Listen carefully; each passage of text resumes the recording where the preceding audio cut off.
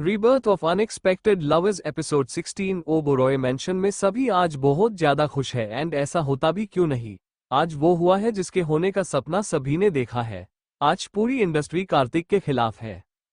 Dhanjani family, Malhotra family, Khan family, Verma family, the Dobriyals, Diwan and Gulati family, Johnson and sons सभी अमीर powerful लोग आज कार्तिक के खिलाफ थे। सच में आज कार्तिक ने पूरी इंडस्ट्री को ही अपना सबसे बड़ा दुश्मन बना लिया है। अब तो कार्तिक भी गया और उसकी नीका कंपनी भी। वही रोनित, राकेश, इशिका जब उन्हें ये सब पता चला तो वो कार्तिक की तरफ से कोई कसर नहीं छोड़ रहे थे कंपनी को बचाने की। वही दशरथ और त्रिशा इंडस्ट्री में ज्यादा से ज्यादा कार्तिक के दुश्मन पैदा कर रहे थे। यश आज सुबह से ही ड्रिंक पर ड्रिंक किए जा रहा था। वही शनाया के मन में कुछ और ही खिचड़ी पक रही थी। वो फिर एसएस हॉस्पिटल जाने का मन बना लेती है क्योंकि इस बार वो कार्तिक को मनाने का कोई मौका छोड़ना नहीं चाहती है। वही बिरला हाउस में कुछ भी ठीक नहीं था। नैना कार्तिक का हाथ पकड़कर वहां से जाने लगती है, तभी राहुल उन्हें रोकते हुए कहता है, नैना प्लीज तुम ऐसे मत जाओ, जीजू कुछ समझाओ ना इसे। आई प्रोमिस मैं ये सब ठीक कर दूंगा। नैना ने नाराजगी से कहा, कार्तिक कह दो इससे कि हमारा रास्ता छोड़ दे, मुझे इससे कोई बात नहीं करनी है। कार्तिक ने लंबी सांस छोड़ते हुए कहा, राहुल अभी के लिए हमें जाने दो, हमारा यहां से जाना ही सही है। तभी नयनतारा ने कहा, रुको कार्तिक, मेरी तुमसे एक सलाह है, नैना को यही छोड़ दो। ये सुनकर सभी हैरान होकर नयनतारा को देखने लगते हैं।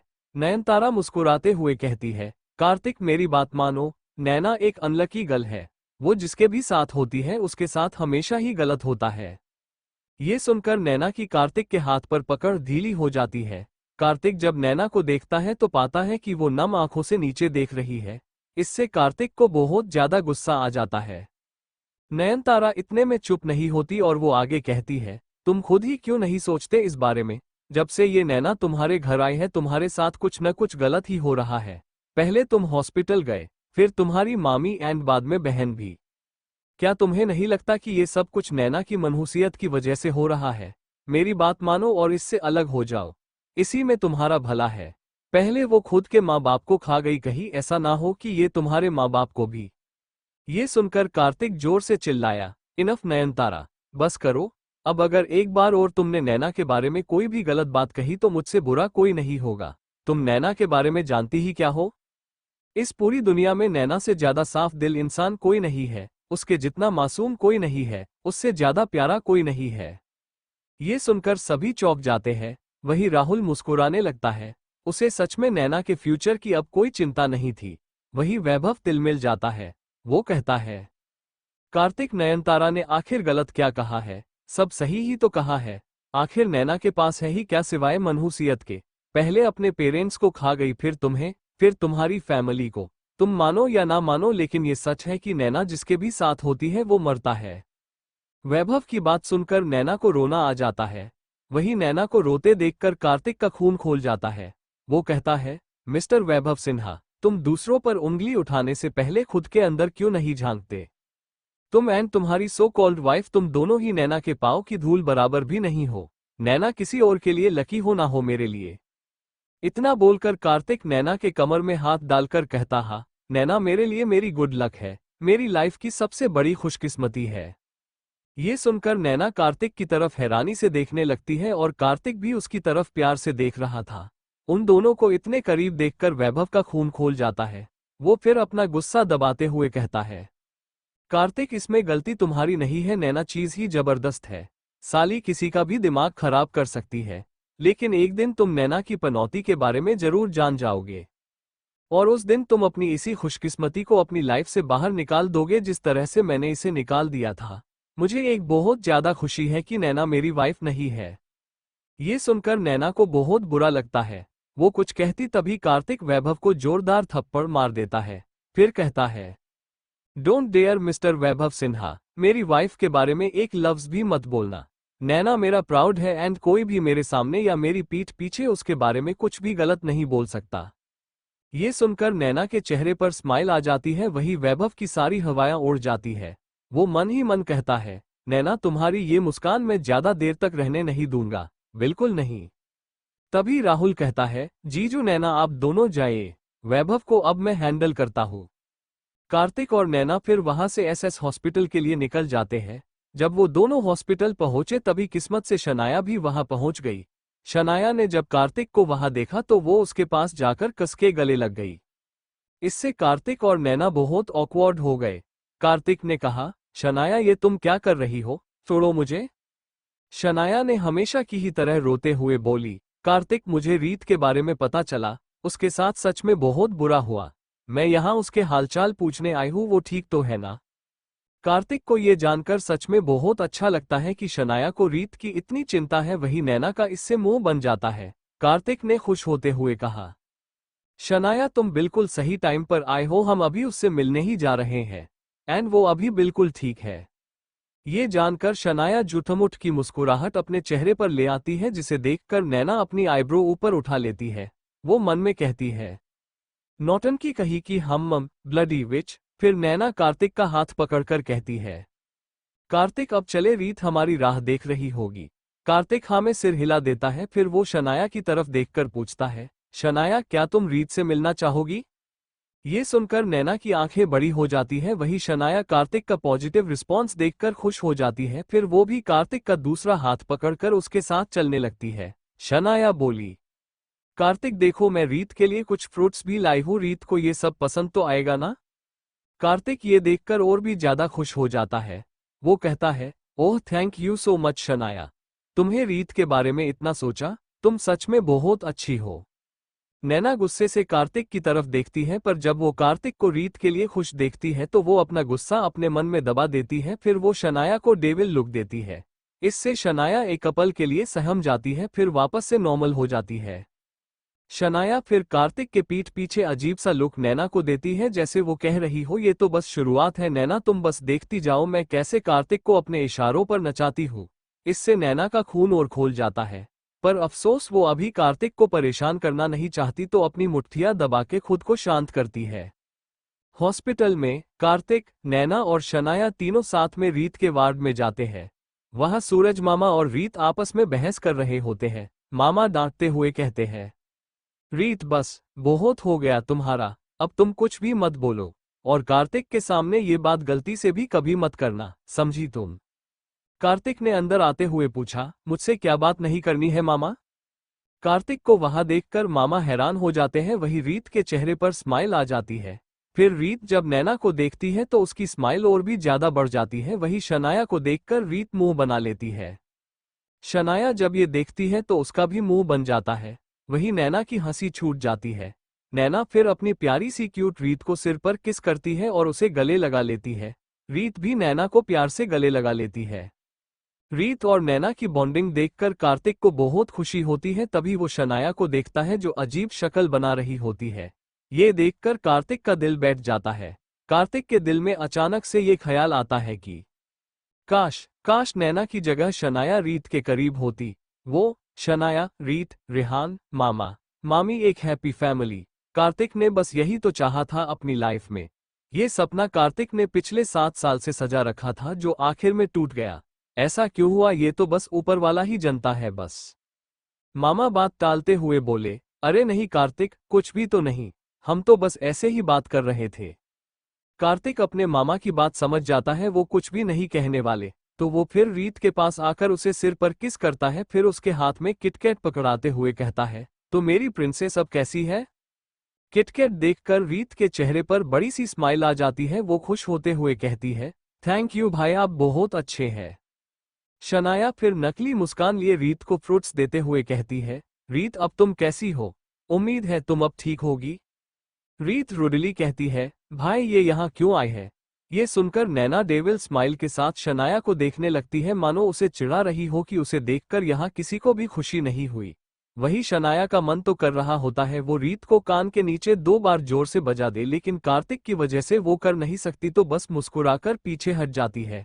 वही कार्तिक भी अंदर ही अंदर खुद को हंसने से रोक रहा था। रीत फिर पापा की तरफ देखने लगती है और इशारे से कुछ पूछती है। वही पापा आंखें बड़ी करके उसे ना में जवाब देते हैं। उन्हें ऐसा करते हुए सबने देखा, लेकिन कोई कुछ बोला नहीं। नैना ने रीत के कान में पूछा, रीत क्या बात है, पापा तुम्हें क्या नाम है बता रहे हैं। रीत फिर झूठ कहती है, वो मैं साहिल भाई के पास जाना चाहती थी, उन्होंने मेरी जान बचाई थी ना। तो बस उन्हें थैंक यू बोलना था। कार्तिक ने जब ये सुना तो वो मामा की तरफ देखने लगा। उसने पूछा, मामा जी, रीत अगर साहिल को थैंक यू बोले इसमें गलत क्या है? आप उसे मना क्यों कर रहे हैं? कार्तिक को खुद से सवाल करता देख पापा गुस्से से रीत को देखते हैं, फिर कार्तिक को बहाना देते हुए कहते हैं, अरे बेटा, डॉक्टर ने बोला है रीत को अभी बेड रेस्ट की सख्त जरूरत है, ऐसे में वो दूसरे वार्ड में जाना चाहती है तो ये कैसे मुमकिन है, इसलिए मैं उसे मना कर रहा था, दूसरी तो कोई बात नहीं है। ये सुन के नैना प्यार से रीत को समझाते हुए कहती है, रीत पापा सही कह रहे हैं तो तुम उनकी बात मानो। एंड थोड़ी देर में हम वैसे भी साहिल के वार्ड में जाने ही वाले हैं, तो तुम्हारी तरफ से हम उसे थैंक यू बोल देंगे, ओके? ये सुनकर रीत बहुत खुश हो जाती है और नैना को हक कर लेती है। वही पापा थोड़े टेंशन में आ जाते हैं। थोड़ी देर बाद कार्तिक बोला, अच्छा मामा, मैं साहिल से मिलकर आता हूँ। मामा कार्तिक रोकना तो चाहते थे पर बस मुस्कुराकर रह जाते हैं। जब कार्तिक जाता है तो रीत चिल्लाते हुए कहती है, भाई साहिल भाई की मम्मी से जरूर मिलना, वो बहुत अच्छी है। ये सुनकर पापा का चेहरा पीला पड़ जाता है। वही कार्तिक हैरान हो जाता है, वो भला साहिल की मां से क्यों मिले, लेकिन फिर भी वो हाँ में सिर हिला देता है। वही पापा और नैना रीत के पास बैठकर उसे कंपनी देने लगती है, लेकिन हमारी प्यारी शनाया कार्तिक के पीछे वार्ड से बाहर निकल जाती है। शनाया पीछे से चिल्लाती है, कार्तिक रुको। कार्तिक रास्ते में रुक जाता है। शनाया आगे बोली, कार्तिक मुझे भी तुम्हारे साथ आना है। वो क्या है ना, मुझे भी मिस्टर साहिल को थैंक यू बोलना है रीत की तरफ से, उसे अच्छा लगेगा। कार्तिक ने कुछ नहीं कहा, बस मुस्कुराकर हाँ कह दिया। फिर वो दोनों साहिल के वार्ड के बाहर जाकर रुक गए। कार्तिक ने गार्ड से कहा, सुनो, अंदर जाके कहो कि कार्तिक साहिल से मिलने आया है। एक गार्ड ने हाँ में मुंडी हिलाई और अंदर चला गया। मोनिका वार्ड में साहिल को जबरदस्ती खाना खिला रही थी। साहिल चिढ़ते हुए कहता है, ओह मम्मा, अब बस भी करो, 4 दिन का खाना एक साथ खिला दोगी क्या? ये सुनकर मोनिका अपनी आंखें छोटी कर लेती है। वही अनिल और मिहिर उन दोनों पर हंसने लगते हैं। मोनिका गुस्से से कहती है, साहिल तुम्हें ये खाना फिनिश करना ही होगा, तुम्हें बाद में दवाई भी तो लेनी है, चलो जल्दी से खाओ। साहिल फिर मुंह बना देता है। मोनिका फिर अपनी आंखें बड़ी कर लेती है तो साहिल तुरंत अपना मुंह खोल देता है। मोनिका फिर प्यार से अपने हाथों से उसे खाना खिलाने लगती है। तभी एक गार्ड वहां आके बोला, सर मिस्टर कार्तिक यहाँ आए हुए हैं, वो अंदर आना चाहते हैं, क्या मैं उन्हें अंदर भेज दूं? ये सुनते ही मोनिका के हाथ हवा में ही रुक जाते हैं। वो एकदम से परेशान हो जाती है। मिहिर गुस्सा करते हुए बोला, अबे साले, तेरी हिम्मत कैसे हुई कार्तिक गुरु को वार्ड के बाहर खड़े रखने की? इतना बोलकर वो वार्ड से बाहर निकल जाता है। मोनिका उसे चिल्लाकर रोकने ही वाली थी, तब तक मिहिर बाहर जा चुका था। वो फिर परेशान होते हुए कहती है, साहिल बेटे, तो यही आराम कर, मैं थोड़ी देर में आती हूँ। इतना बोलकर वो खड़ी हो जाती है।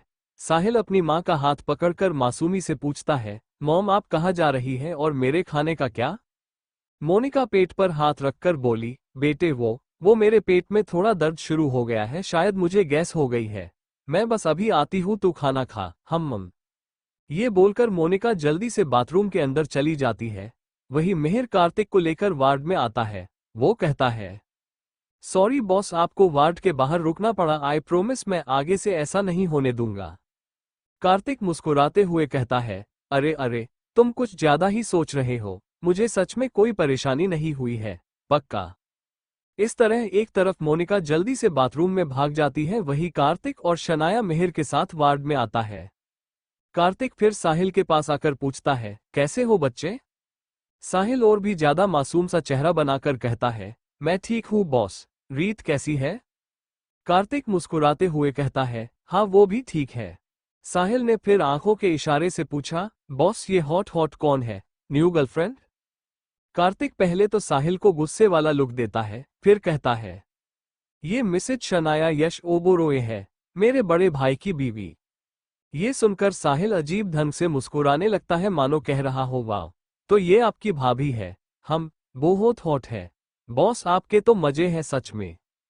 कार्तिक कहीं ना कहीं साहिल की स्माइल का मतलब समझ जाता है तो वो गुस्से से उसे देखता है।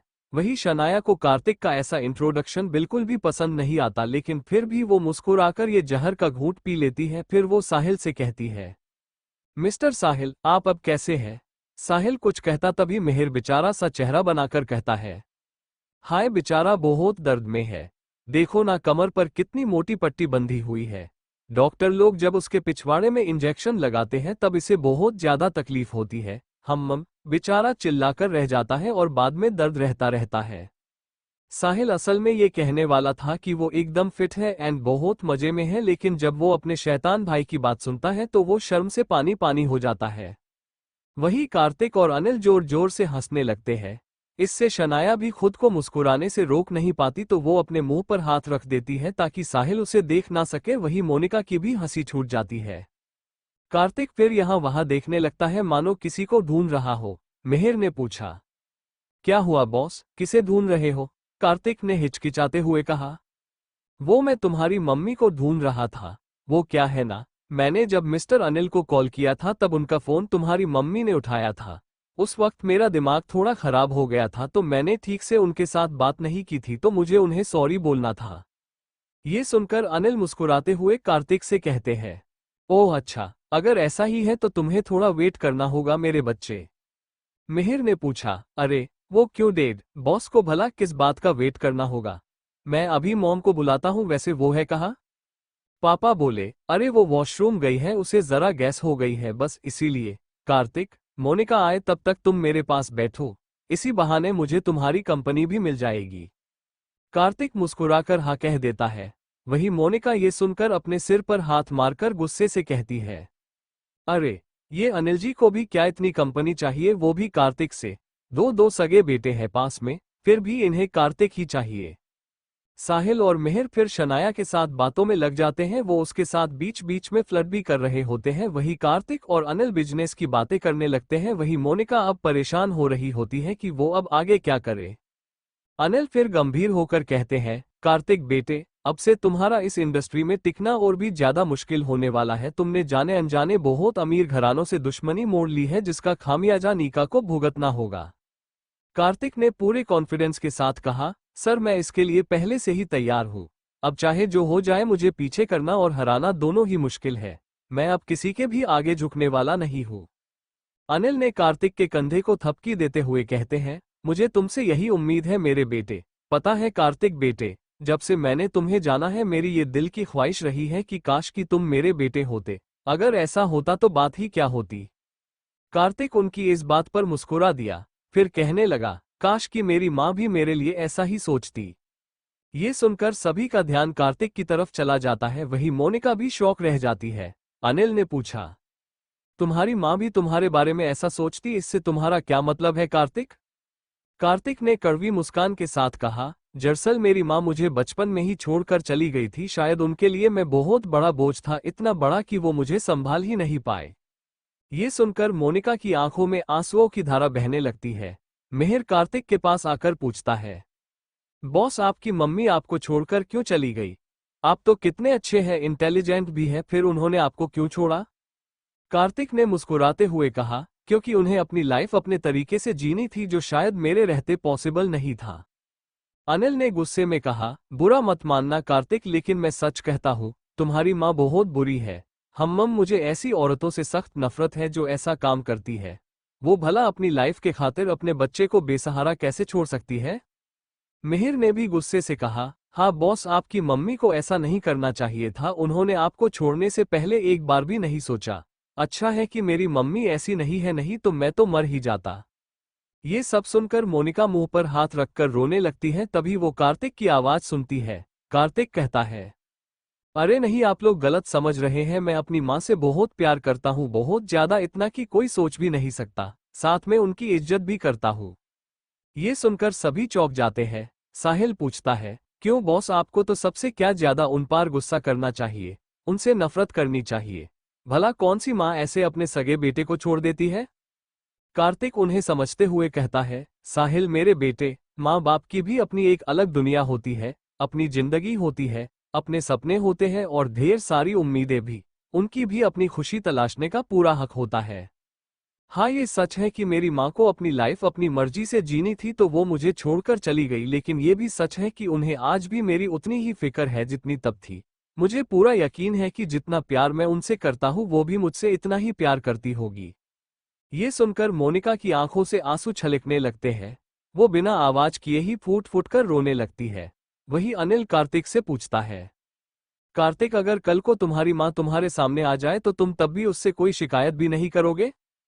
कार्तिक ने मुस्कुराकर कहा, अगर ऐसा हुआ तो वो दिन मेरी लाइफ का सबसे बेस्ट दिन होगा। मैं बस चाहता हूँ कि वो जहाँ कहीं भी हो मुझ पर प्राउड करे, बस इतना ही। मिहिर कार्तिक के गले लगकर कहता है, बॉस आप सच में ग्रेट है, आप जैसा कोई नहीं है। कार्तिक फिर कहता है, मुझे लगता है मैंने आप लोगों का काफी वक्त ले लिया है, आप सबको भी आराम करना चाहिए, मैं अभी चलता हूँ, बाद में आऊंगा, ठीक है? मिहिर भी हाँ में सिर हिला देता है और वो कार्तिक और शनाया को वार्ड के बाहर तक छोड़ने जाता है। जब मोनिका को लगता है कि कार्तिक जा चुका है तब वो नॉर्मल होकर बाहर आती है। मोनिका को देखकर मिहिर उन्हें कसके गले लगा लिया है, फिर कहता है, मॉम हम सच में बहुत किस्मत वाले हैं कि हमें आप मिली। अगर आप भी हमें कार्तिक बॉस की माँ की तरह छोड़कर चली जाती तो हम जी ही नहीं पाते। साहिल भी कहता है, हाँ मम्मा आप सबसे बेस्ट मॉम है, we love you so much. ये सुनकर मोनिका बहुत खुश होती है, साथ में दुखी भी। वो मन ही मन कहती है, काश मैं तुम्हें अपना पाती मेरे बच्चे, काश कि मैं तुम्हें ये कह पाती कि I really love you so much Kartik. वही वार्ड से बाहर आते ही कार्तिक इमोशनल हो जाता है। वो मन ही मन कहता है। साहिल के वार्ड से बाहर आने के बाद कार्तिक का दिल बहुत भारी हो जाता है। शनाया कहीं ना कहीं कार्तिक के लिए बुरा महसूस कर रही होती है, जबकि उसे घंटा फर्क नहीं पड़ता कार्तिक के दर्द से। तभी शनाया नोटिस करती है कि रीत के वार्ड से कोई बाहर आ रहा है, तो वो कार्तिक का हाथ पकड़ लेती है और अपने चेहरे पर तसल्ली वाले एक्सप्रेशन लाकर कार्तिक को गले लगा लेती है। कार्तिक जो अभी भी बहुत इमोशनल होता है अपनी मां को लेकर, वो भी अनजाने में शनाया को गले लगा लेता है। वही मामाजी और नैना जब ये देखते हैं तो उनको कार्तिक पे बहुत ज्यादा गुस्सा आता है। नैना फिर माहौल की नजाकत देखकर चुप रह जाती है, पर मामाजी अपना गुस्सा कंट्रोल नहीं कर पाते और जोर से चिल्लाते हैं, कार्तिक ये क्या कर रहे हो तुम? कार्तिक अपने मामा की दहाड़ सुनकर तुरंत ही अपने होश में लौट आता है। जब वो खुद को शनाया से चिपका हुआ देखता है तो वो खुद भी काफी हैरान हो जाता है। कार्तिक फिर अपने मामा और बीवी का गुस्से भरा चेहरा देखता है तो उसकी सारा कॉन्फिडेंस मानो एक ही झटके में हिल जाता है।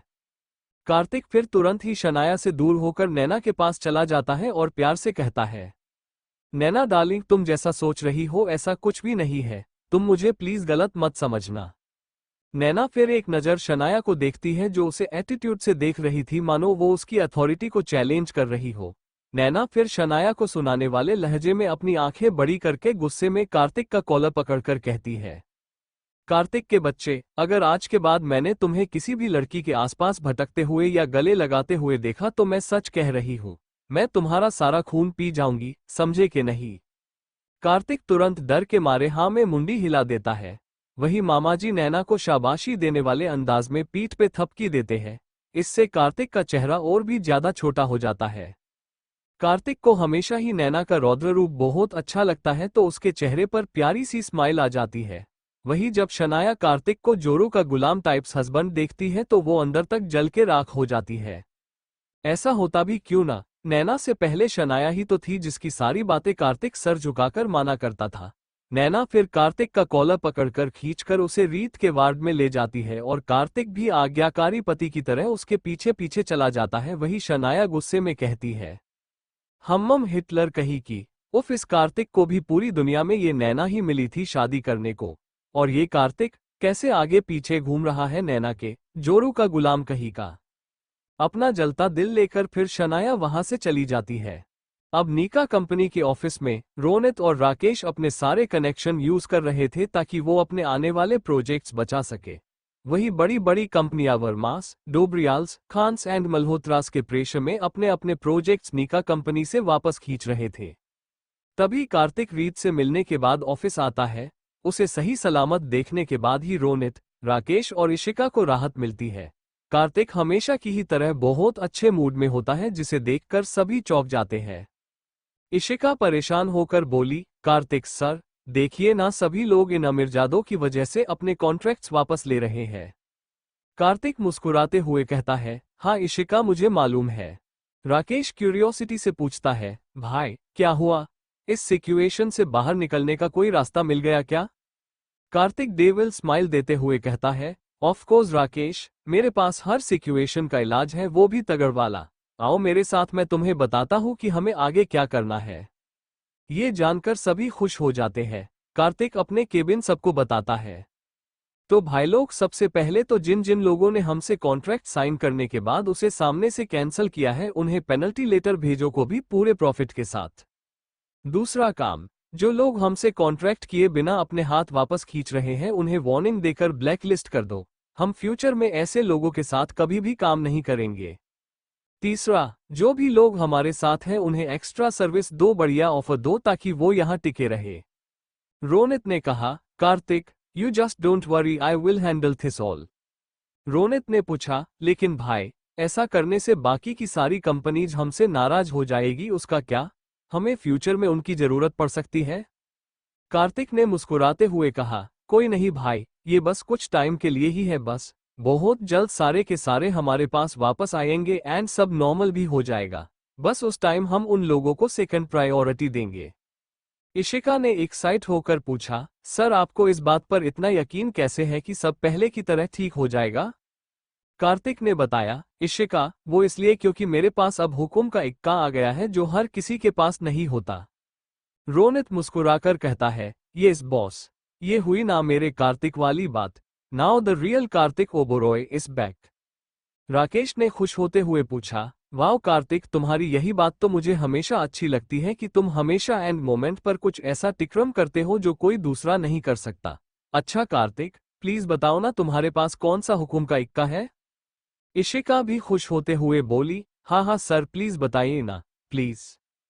कार्तिक ने मुस्कुराकर कहा, तो मेरी प्यारी मंडली, उस हुक्म के इक्के का नाम है द ग्रेट मानव बजाज। ये सुनकर सबके सिर पर मानो बम गिर पड़ा। सब एक साथ जोर से चिल्ला उठे, क्या, द मानव बजाज? कार्तिक ने हाँ में सिर हिलाया। राकेश ने अपने दिल पर हाथ रखकर कहा, भाई ये तो सीधा 440 वोल्ट का झटका है। कार्तिक, क्या तुम मेरा हॉट फेल करना चाहते हो? बिना किसी वार्निंग के तुम इतनी बड़ी न्यूज हमें कैसे दे सकते हो? इशिका पूछती है, सर क्या आप एशिया के नंबर 1 बिजनेस किंग द मानव बजाज की बात कर रहे हैं, जिनके पास आज की डेट में अरबों की प्रॉपर्टी है? कार्तिक ने हंसने हुए हाँ में सिर हिलाया। रोनित ने हंसते हुए कहा, राकेश मेरे भाई, तुम अब कार्तिक के साथ काम कर रहे हो, उस उल्लू की दुम यश के साथ नहीं। तुम इन सबकी आदत डाल दो, समझे? ये तो बस शुरुआत है, तुम्हें आगे इससे भी ज्यादा बड़े बड़े सरप्राइज मिलते ही रहेंगे, समझा क्या? राकेश ने कहा, हाँ वो सब तो ठीक है, लेकिन ये चमत्कार हुआ तो हुआ कैसे? कार्तिक ने शान से कहा, बेटा यूं समझ ले कि ये तेरे भाई की सक्सेस का छोटा सा नमूना है। मैंने मिस्टर रणवीर शेखावत के साथ जो कॉन्ट्रैक्ट साइन किया था, ये उसका ही नतीजा है। राकेश ने आंखें बड़ी करके पूछा, भाई क्या तू उनसे मिला है? तू उनसे कब मिला?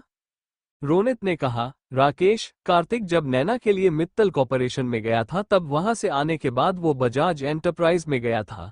वही वो मिस्टर मानव बजाज एंड उनके असिस्टेंट मिस्टर सचिन नायक से मिला था।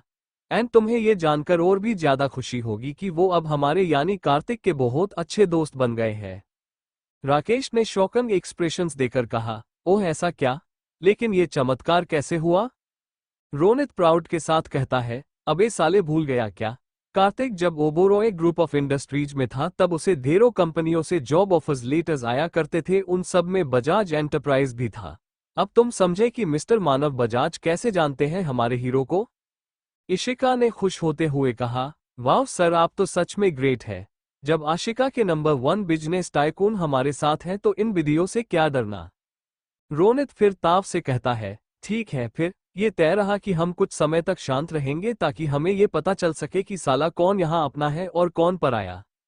सभी फिर एक साथ अपना हाथ आगे बढ़ाते हैं और फिर हवा में उछालते हैं, हुर्रे। वही बजाज एंटरप्राइज के ऑफिस में सचिन मानव के पास आकर कहता है, सर मिस्टर सोहेल खान ने पर्सनली मुझे रिक्वेस्ट की है कि मैं आपको मनाऊं कि आप नीका कंपनी को इस इंडस्ट्री से बैन कर दे। मानव मुस्कुराता हुआ बोला, एंड तुमने क्या कहा? सचिन भी मुस्कुराते हुए कहने लगा, यही कि हम इस मामले को अपनी तरह से हैंडल करेंगे। हमें क्या करना चाहिए ये उन्हें हमें बताने की कोई जरूरत नहीं है। आपको जानकर हैरानी होगी कि मिस्टर खान के अलावा मिस्टर मल्होत्रा, नैयर, वर्मा, डोबरियाल्स और द कपूर्स, इन सबने ही मुझे यही सेम रिक्वेस्ट की है। मानव ने कहा, इम्प्रेसिव, सबको नीका कंपनी से कुछ ना कुछ इश्यू है। चलो फिर इंडस्ट्री में नया धमाका करते हैं। मेरी कार्तिक के साथ एक सीक्रेट मीटिंग फिक्स करो। इन सबको इनकी औकात दिखाने का टाइम आ गया है। सचिन ने हाँ कहता है और वहां से चला जाता है। सभी बड़े अमीर घराने के लोग जो पूरी इंडस्ट्री पर राज करते हैं वो सभी कार्तिक को सबक सिखाने का मन बना लेते हैं। आखिर कार्तिक ने काम भी तो ऐसा ही किया था ना। हर तरफ अब बस कार्तिक और नीका कंपनी की ही बातें हो रही है। इससे कुछ लोग बहुत परेशान हो रहे थे तो कुछ बहुत खुश। इनमें वो बड़े घराने तो थे ही, साथ में वो बिगड़े बच्चे भी बहुत ज्यादा खुश थे। आखिर उनके माँ बाप कहीं तो काम आ रहे हैं। इन सब में अगर कोई सबसे ज्यादा खुश था तो वो है of course Oberoi family and Birla family. हालांकि आदित्यनाथ अब तक ये बात बहुत अच्छे से समझ चुके थे कि कार्तिक असल में बहुत बड़ी और खतरनाक चीज है। अगर राहुल तोप है तो कार्तिक एक पावरफुल मिसाइल है जिससे पंगा लेना बहुत भारी पड़ सकता है। इसलिए आदित्यनाथ अपनी समझदारी दिखाते हुए कार्तिक की साइड हो जाते हैं और अपनी बिरला इंडस्ट्री की तरफ से नीका के साथ ढेर सारे प्रोजेक्ट साइन करते हैं। अब तक the great Kapoors, Malhotras, Agarwals, Dobriyals, Shahjahan, Vermas, Patanis, the Khans, Adanis, Dhanjanis और भी कई बड़े घराने दूसरी छोटी छोटी कंपनियों को नीका कंपनी के खिलाफ भड़का रहे होते हैं। कार्तिक के अगेंस्ट इस बहती गंगा में दशरथ और त्रिशा कोई कसर नहीं छोड़ते कार्तिक को बदनाम करने की। तो वो लोग इंडस्ट्री में कार्तिक के नाजायज होने की बातें करके उसका मजाक बनाने लगते हैं। वो सारी कंपनियां जिसका नीका से कोई लेना देना नहीं था वो सब भी इस बॉयकॉट नीका का हिस्सा बन जाते हैं। वही राकेश और रोनित इन सब के सारे रिकॉर्ड्स बनाते जा रहे हैं। आखिर बुरे समय में ही तो सच्चे और झूठे लोगों के बारे में पता चलता है। राकेश खुश होता हुआ कहता है, ये साले सब के सब देखना खून के आंसू रोएंगे। मैं तो इसके लिए इंतजार ही नहीं कर पा रहा हूँ। ये सुनकर रोनित मुस्कुरा दिया, फिर बोला, हाँ बहुत जल्द इन सब की लंका लगने वाली है। फिर सभी उन बेवकूफ़ी पर हंसने लगते हैं। तभी रोनित को सचिन का कॉल आता है। ये देखकर वो एकदम सरप्राइज हो जाता है। फिर वो सबको चुप रहने का इशारा करता है और कहता है, yes mister Sachin, good morning. Sachin भी मुस्कुराते हुए कहता है, very very good morning mister Ronit. Actually sir को कार्तिक से मिलना था, क्या वो अभी फ्री है? ये सुनकर सभी चौंक जाते हैं। फिर रोनित कहता है, यस मिस्टर सचिन, कार्तिक अभी बिल्कुल फ्री है, कहिए कहाँ मिलना है। कार्तिक वहां टाइम से पहुंच जाएगा। सचिन ने कहा, दैट्स ग्रेट। आज शाम 5 बजे hotel paradise room number 887। Ronit खुशी से कहता है, ओके डन। वहीं राहुल को ये सब जानकर बहुत गुस्सा आता है। वो अपने कार्तिक जीजू को कॉल करके पूछता है, जीजू आप कर क्या रहे हैं? आप ये स्टेटमेंट क्यों नहीं दे देते कि बिरला अंपायर आपके साथ है? आपका इतना स्टेटमेंट ही काफी है सबको उनकी औकात दिखाने के लिए। कार्तिक मुस्कुराते हुए कहता है, ओह ब्रदर टेक इट इसी, सब कुछ कंट्रोल में है, you just don't worry. Rahul हैरान होकर पूछता है, तो क्या जीजू ये सब आप जानबूझकर कर रहे हैं, लेकिन क्यों? इससे तो नीका का इंप्रेशन डाउन हो जाएगा ना? कार्तिक मुस्कुराते हुए कहता है, भाई मेरे जिस कंपनी में मैं होता हूँ वो डाउन टू हो ही नहीं सकती। बस यूं समझ ले कि ये सब बस एक छोटा सा टेस्ट है, ये जानने के लिए कि हमें फ्यूचर में किसको ज्यादा प्रायोरिटी देनी चाहिए और किसके नहीं, समझा कुछ? राहुल फिर टेंशन फ्री होकर कहता है, ओह तो ये बस टेस्ट मैच है हम। वाह जीजू मानना पड़ेगा आपको, आप तो प्रॉब्लम को ही सॉल्यूशन बना लेते हैं। इस बात पर कार्तिक मुस्कुरा देता है। राहुल आगे पूछता है, तो जीजू आगे का क्या प्लान है? कार्तिक कहता है, कुछ बहुत बड़ा करना है एंड ये तुम सबके लिए एक सरप्राइज है। राहुल माथा पीटते हुए कहता है, ओह प्लीज जीजू एक और सरप्राइज नहीं, मैं पागल हो जाऊंगा, प्लीज नहीं। राहुल को ऐसे बोलते देख कार्तिक जोर जोर से हंसने लगता है, फिर कहता है, अच्छा बाबा सुन, मैं फिलहाल मिस्टर मानव बजाज के साथ काम कर रहा हूँ। जब ये काम पूरा होगा तो सबका मुंह अपने आप ही बंद हो जाएगा, तो तू ठंड रख, समझा? राहुल एक्साइट होकर कहने लगा, वॉट यू मीन द मानव बजाज? कार्तिक ने खुश होते हुए कहा, हाँ मेरे बाप, वही द मानव बजाज। राहुल ने खुश होते हुए कहा, वाह जीजू आप तो सुपर से भी ऊपर हो। मैं बिरला इंटरप्राइज का ओनर होकर भी आज तक मानव बजाज के साथ काम नहीं कर पाया और आपने सीधे उनके साथ कॉन्ट्रैक्ट तक साइन कर लिया। जब ये खबर लोगों को मिलेगी लोग पगला जाएंगे। कार्तिक आगे कहता है, तो फिर तेरा जीजू कोई कच्चा खिलाड़ी नहीं है जिसे कोई भी दबा दे, तो अब तो भी शांति से बैठ जा और तमाशा देख। राहुल अब टेंशन फ्री होकर कहता है, ओके जीजू जैसा आप कहो। कार्तिक ने आगे पूछा, अच्छा राहुल उस माहेश्वरी ऑटोमोबाइल्स कंपनी का क्या हुआ? ये सुनकर राहुल चुप हो जाता है। वो फिर निराश होकर कहता है, जीजू आप तो जानते हैं ना कि नयनतारा दीदी अपने आगे किसी भी नहीं सुनती है। वो ये कंपनी वापस देने को राजी ही नहीं हो रही है। कार्तिक मुस्कुराते हुए कहता है, हम बेटे इतनी बड़ी कंपनी तेरी बहन तो क्या मैं होता तो मैं भी नहीं देता। राहुल खुद होकर कहता है, अब रहने भी दीजिए जीजू, मुझे पता है कल आपने नैना दी को कितना बड़ा सरप्राइज दिया है। आपने रातों रात मित्तल कॉर्पोरेशन नैना दी के नाम कर दिया, यहाँ तक कि नीका कंपनी के 50% शेयर्स भी नैना दी के नाम है और आप कह रहे हैं कि आप नैना दी को कुछ भी नहीं देते। जीजू आई विश की काश वैभव भी आपके जैसा होता। साला जब से हमारी फैमिली में आया है हमारा सब कुछ बस लिए जा रहा है, और एक आप है जो बिना कुछ मांगे बस हमें दिए जा रहे हो। सच में मेरी नैना दी बहुत ज्यादा लकी है कि उसे आप मिले।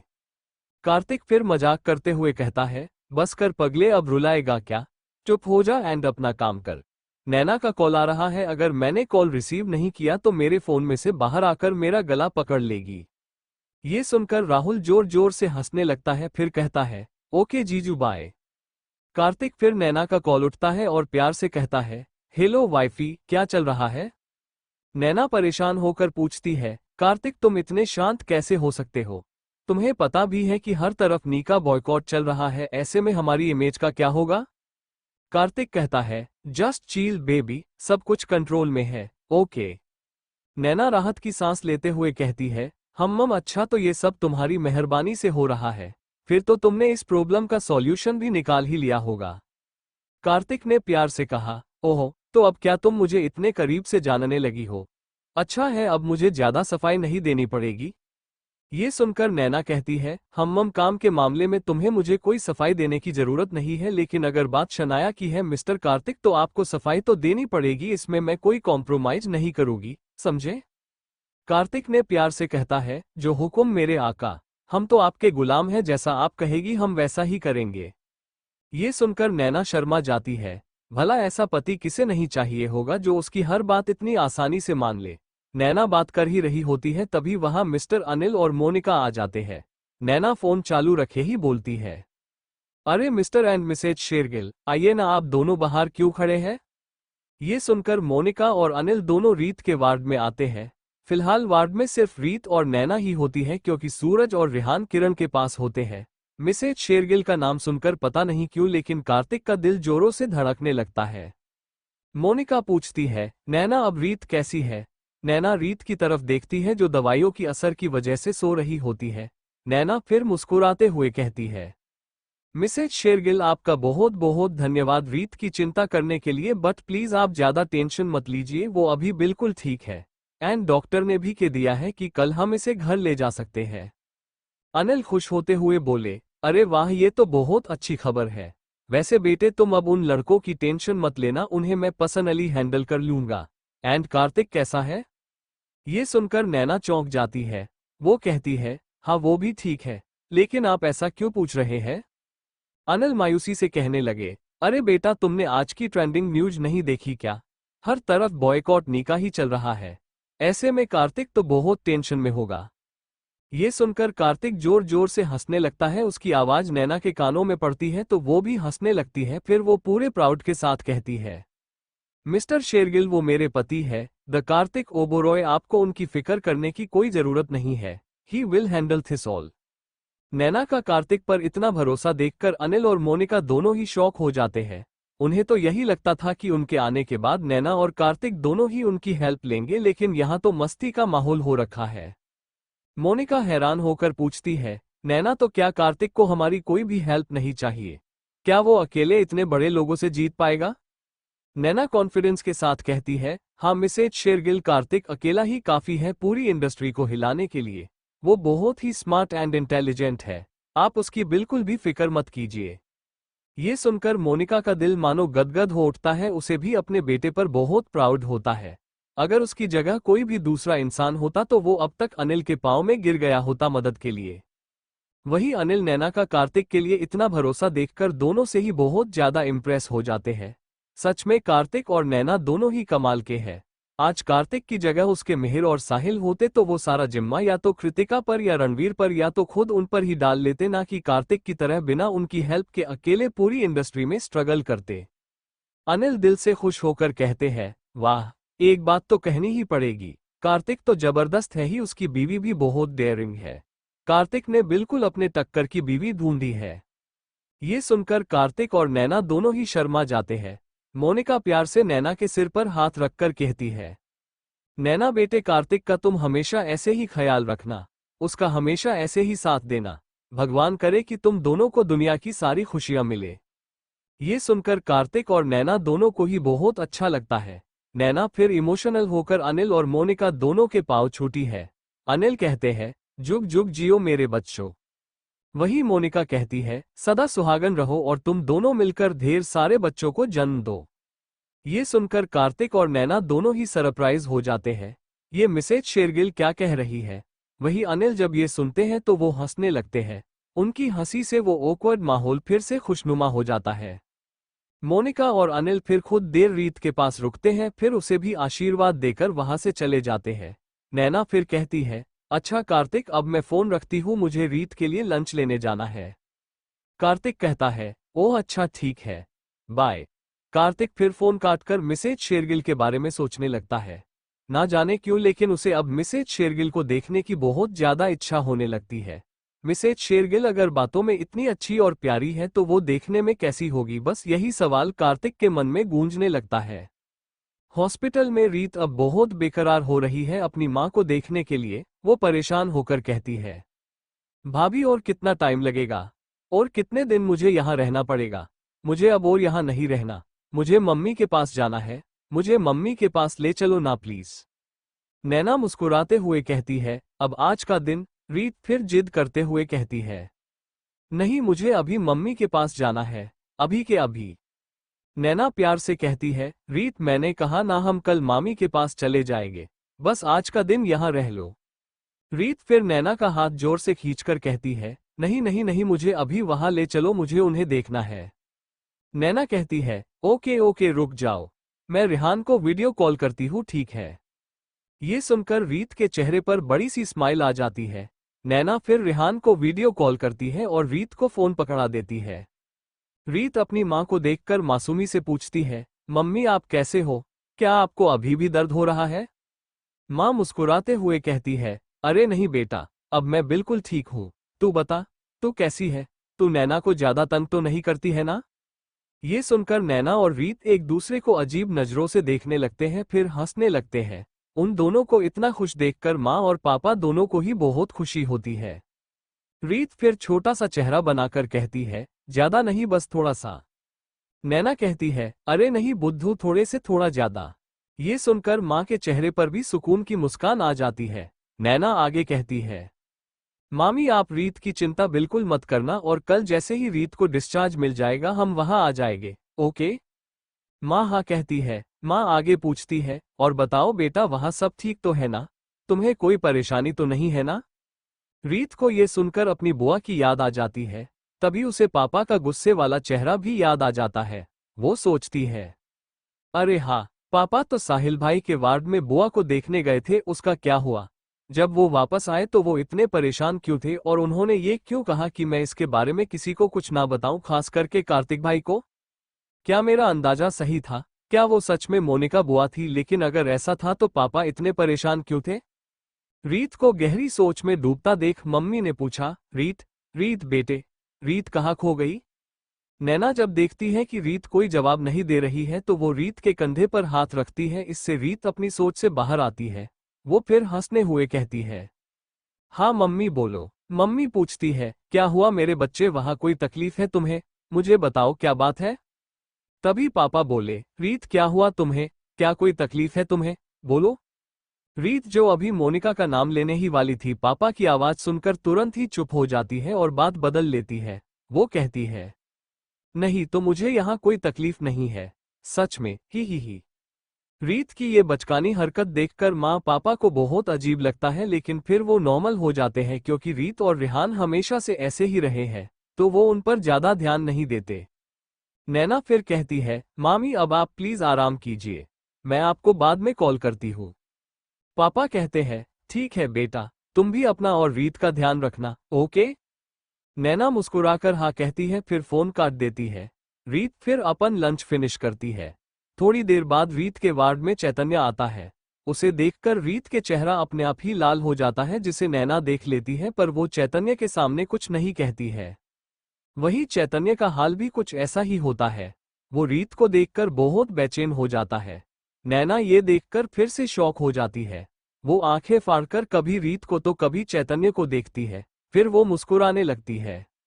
नैना सोचती है, अरे ये क्या, इन दोनों के बीच में प्यार का फूल कब खिल गया। ये छोटू सी रीत इतनी बड़ी कब से हो गई कि लड़के को देखकर शर्माने लगी। क्या इन दोनों को खुद भी पता है कि इनके बीच में क्या चल रहा है? लगता है मुझे ही इन्हें सेट करना पड़ेगा। नैना कुछ सोचती है और फिर मुस्कुराकर कहती है, अरे इंस्पेक्टर चैतन्य, आप यहाँ आइए ना, अंदर आइए। चैतन्य मुस्कुराकर कहता है, थैंक यू मिसेज नैना ओबोरोए। नैना हंसते हुए कहती है, सिर्फ नैना? आप मुझे सिर्फ नैना कह सकते हैं, मुझे ये अच्छा लगेगा। चैतन्य कहता है, हाँ thank you miss, I am sorry I mean Naina. मैं यहाँ रीत से मिलने आया था, उसकी तबीयत पूछने। नैना मुस्कुराकर कहती है, हाँ जरूर रीत यही है, आप दोनों बात कीजिए, तब तक मैं रीत के लिए कुछ नाश्ता लेकर आती हूँ।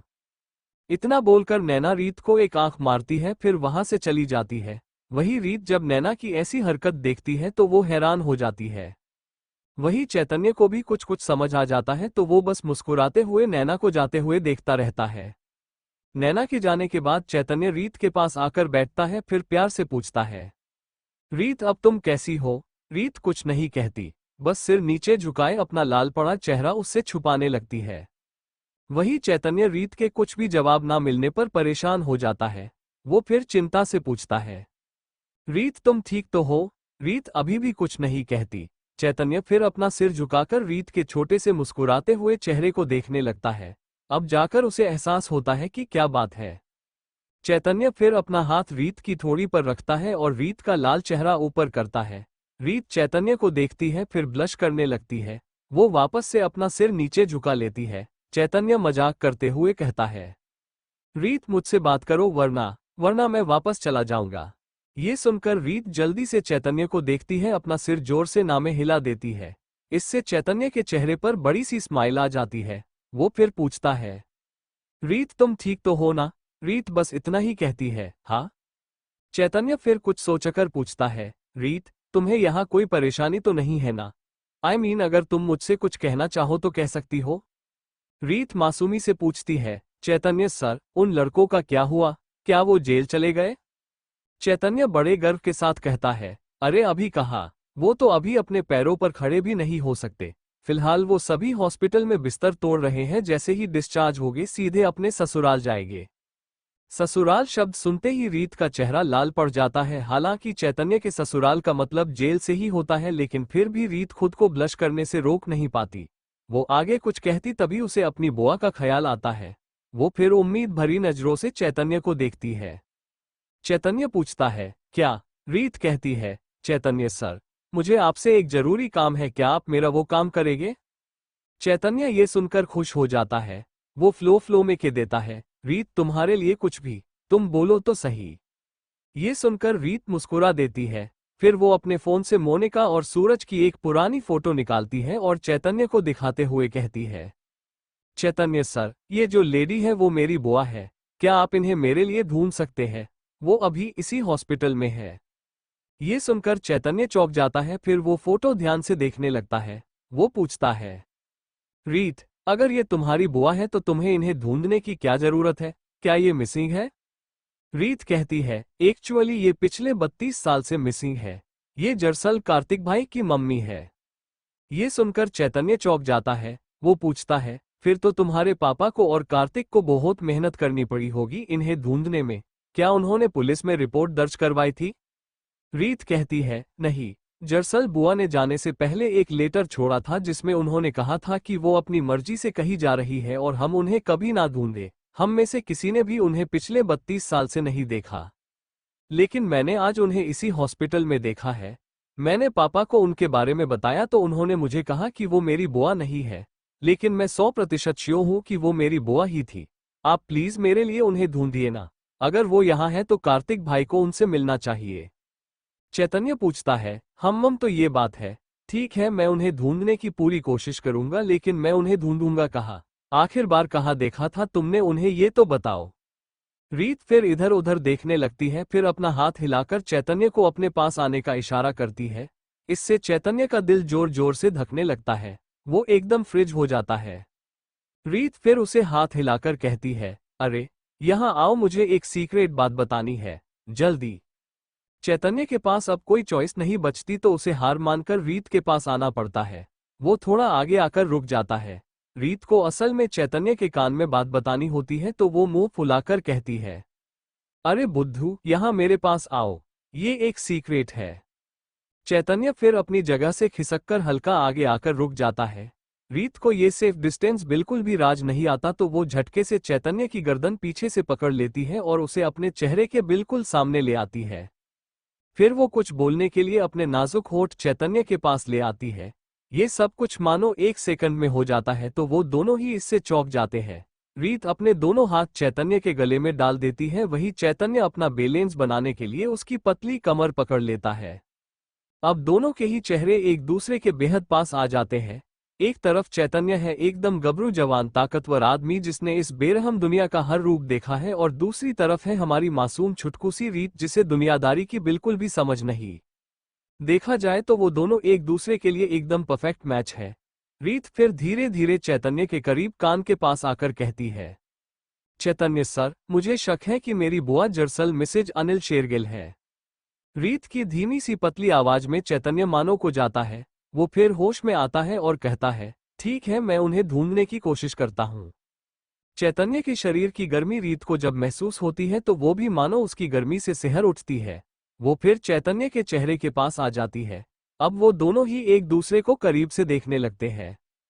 रीत का गोरा छोटू सा चेहरा मानो कोई खूबसूरत कली हो, उस पर छोटी छोटी आंखें, छोटू सी नाक, पतले से गुलाबी होठ और सबसे खास उन आंखों में दुनिया देखने की और जिंदगी जीने की चमक। चेहरे पर प्यारी सी दिल छू लेने वाली मुस्कान उसे और भी ज्यादा हसीन और खूबसूरत बनाते हैं। वही चैतन्य एक हट्टा कट्टा जोशीला नौजवान, यूं कहे कि मर्द, बड़ा सीना, लोहे सा फौलादी जिगर, बड़ा सा चेहरा, चेहरे पर दुनिया भर की समझदारी, बड़ी बड़ी आंखें, बड़ा सा नाक, बड़े होठ, क्लीन शेव्ड। एक मोमेंट पर दोनों ही अपना कंट्रोल खो देते हैं और एक दूसरे के बेहद पास आ जाते हैं। तभी नैना, जो दरवाजे से कब से उन्हें झांक रही थी, उसका हाथ गलती से जोर से दरवाजे पर लग जाता है। इससे दरवाजे में से जोर से आवाज आती है। इस आवाज से चैतन्य और रीत झटके से एक दूसरे से अलग हो जाते हैं, फिर नैना को देखने लगते हैं। नैना फिर खुद ही अपने सिर पर हाथ मारकर कहती है, ऊप्स, गलती से मिस्टेक हो गई। इतना बोलकर वो अपनी जीभ बाहर निकाल लेती है। उसे ऐसे बोलते देखकर रीत और चैतन्य दोनों ही शर्मा जाते हैं। चैतन्य फिर खड़ा होकर कहता है, नैना जी, आई थिंक कि मुझे अब चलना चाहिए, तो मैं जाता हूँ। चैतन्य फिर एक नज़र रीत को देखता है, फिर वहां से तुरंत ही 9-2-11 हो जाता है। उसके जाते ही रीत तुरंत ही चादर में अपना चेहरा छुपाकर सो जाती है। उसे ऐसा करता देखा नैना उस पर जोर जोर से हंसने लगती है। ऐसे ही दिन निकल जाता है। शाम को 5 बजे होटल पैराडाइज रूम नंबर 887 पर कार्तिक, मानव बजाज और रणवीर शेखावत तीनों ही मिलते हैं और अपनी मीटिंग शुरू करते हैं। रणवीर कहता है, मिस्टर मानव बजाज, मुझे बहुत खुशी है कि आप मेरे होटल ओपनिंग सेरेमनी में एज चीफ गेस्ट आ रहे हैं। मानव बजाज मुस्कुराते हुए कहते हैं, अरे मैं भला मना करने वाला कौन होता हूँ, जब मुझे मिस्टर कार्तिक ने पर्सनली आने को कहा है तो मुझे तो आना ही था। कार्तिक दिल से कहता है, thank you so much sir, आप मेरे कहने पर अपना कीमती समय निकाल रहे हैं।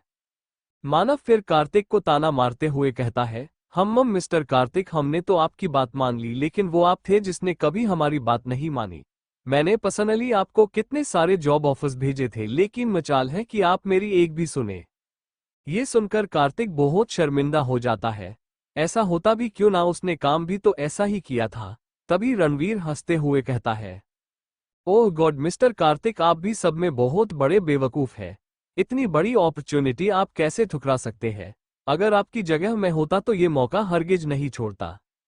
ये सुनके कार्तिक मुस्कुराते हुए अपने सिर पर हाथ फेरने लगता है, जिसे देखकर रणवीर और मानव दोनों ही उसकी जमकर टांग खींचते हैं। वही आखिरकार मिहिर अपने उन वाहियात दोस्तों के पास जाता है ताकि वो उनसे पूछ सके कि उन्होंने रीत को टारगेट क्यों किया।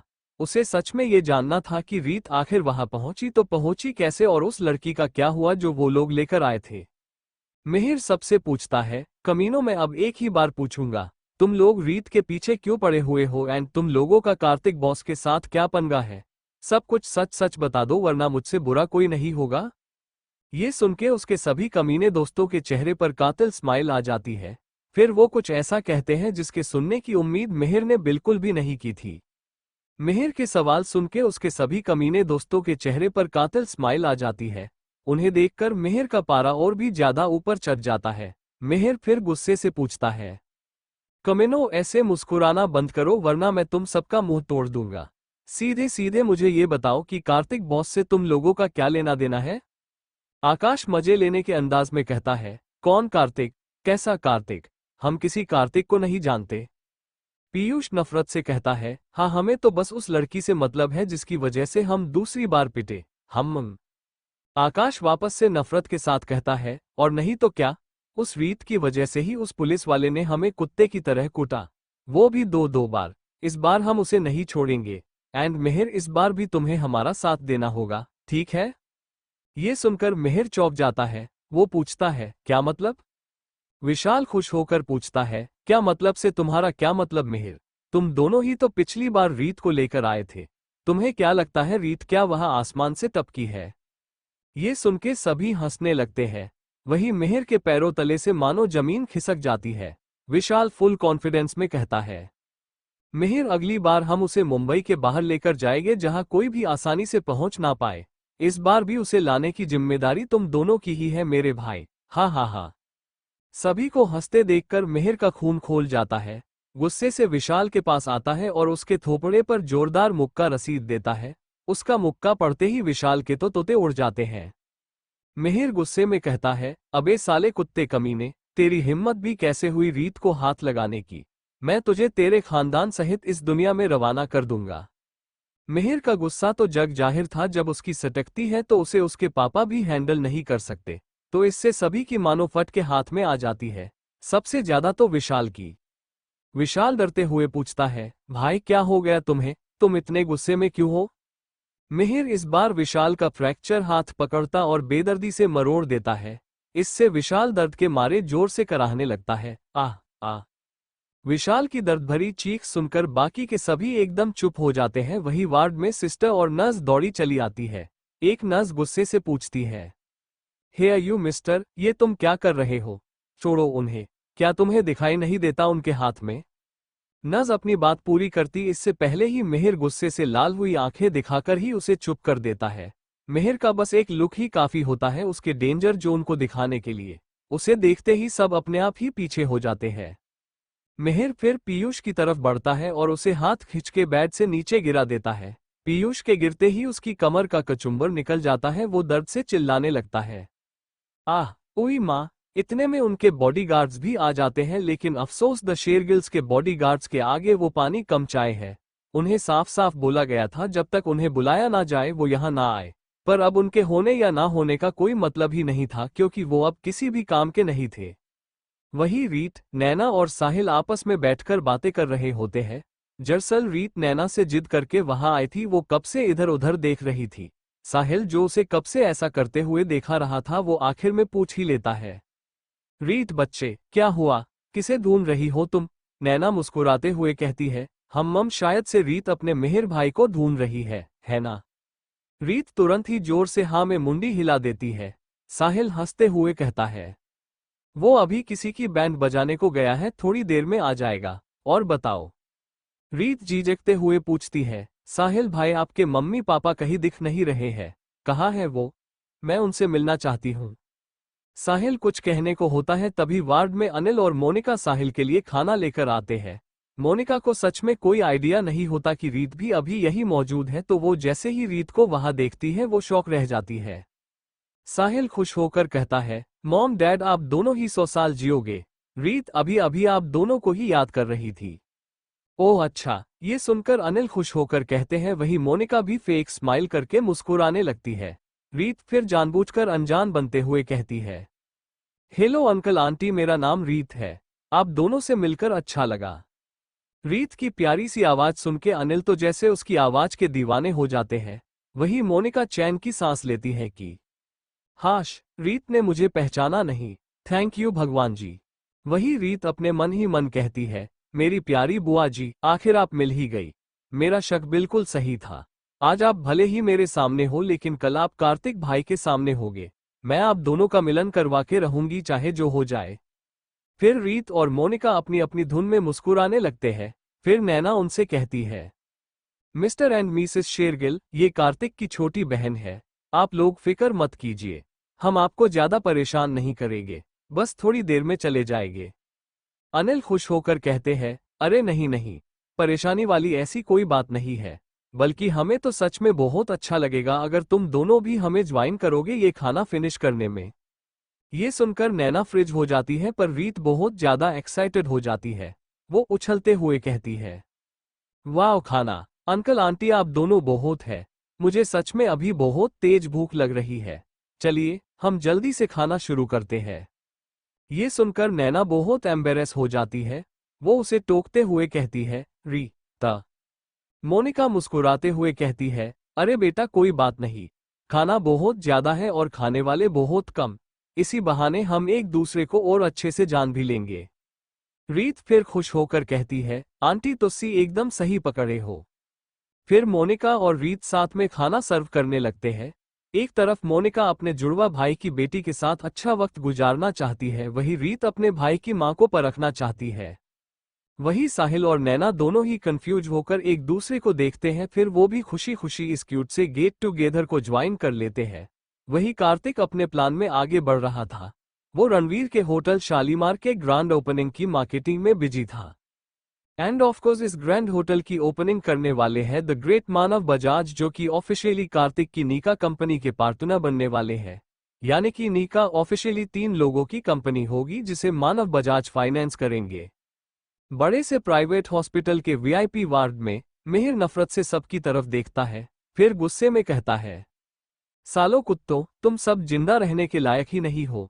तुमने कार्तिक बॉस की बहन की तरफ आंख उठाने की हिम्मत की है तो तुम सबके जीने का तो सवाल ही पैदा नहीं होता। मेरे कार्तिक बॉस ने तुम्हें जिंदा छोड़कर दरियादिली दिखाई है, लेकिन मैं ऐसा नहीं करूंगा। तुम सबको अपने किए की सजा भुगतनी होगी और वो सजा मैं तय करूंगा। इतना बोलकर मिहिर गुस्से के वहां से तेज कदमों से निकल जाता है। उसके जाते ही सब वापस से पहले की तरह नॉर्मल हो जाता है, सिवाय आकाश, आर्यन, पीयूष, विशाल, रवि और केशव के। धीरे धीरे सारे सिस्टर्स और नर्सेस भी चली जाती है। उसके जाते ही सब राहत की सांस लेते हैं। आर्यन शॉकिंग एक्सप्रेशंस देकर पूछता है, भाई ये क्या था? मिहिर को किस बात पर इतना गुस्सा आ गया? पीयूष डरते हुए कहता है, भाई लगता है कुछ बहुत बड़ा होने वाला है। मुझे इस मिहिर से बहुत बुरी वाइब्स आ रही थी। विशाल अपने चेहरे को सहलाते हुए कहता है, बॉस कुछ करना पड़ेगा। मिहिर को देखकर लगता है कि वो हमें छोड़ेगा नहीं।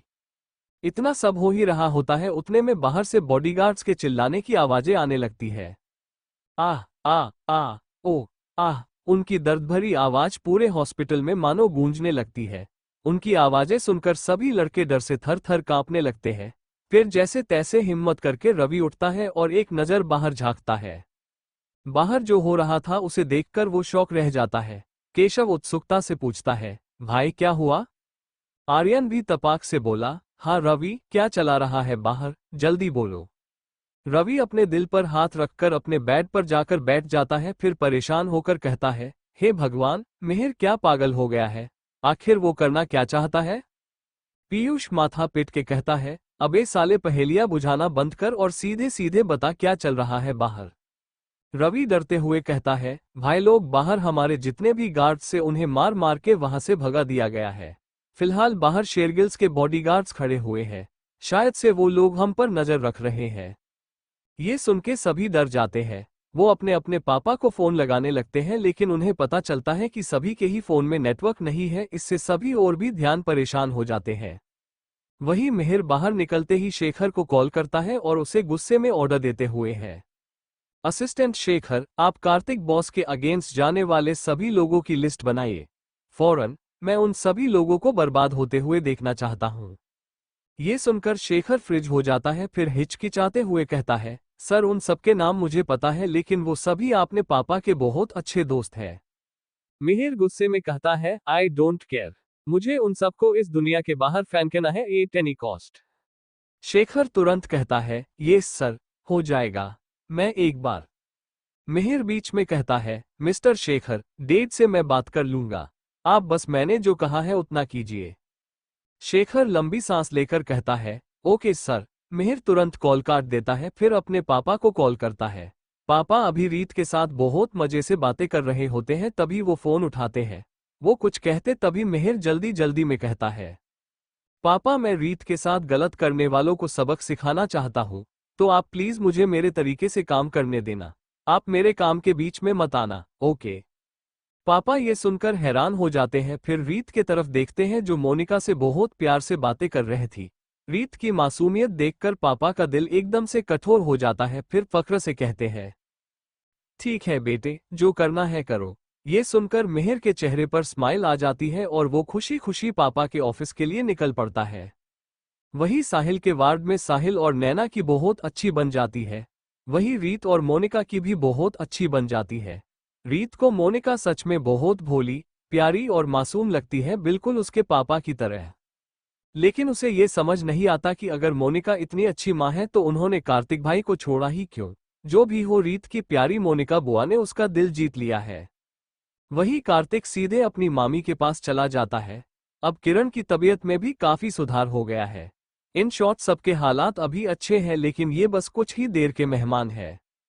मिहिर पापा के ऑफिस जाते ही सीईओ का ओहदा संभाल लेता है। फिर शेखर सभी बड़ी कंपनियों की लिस्ट उसे लाकर देता है जिनने नीका कंपनी को बॉयकॉट करने का जिम्मा उठाया है।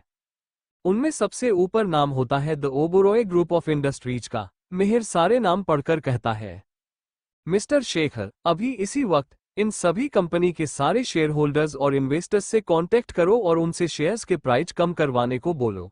मैं कुछ ही देर में इन सभी कंपनीज के शेयर्स धूल चाहते हुए देखना चाहता हूँ।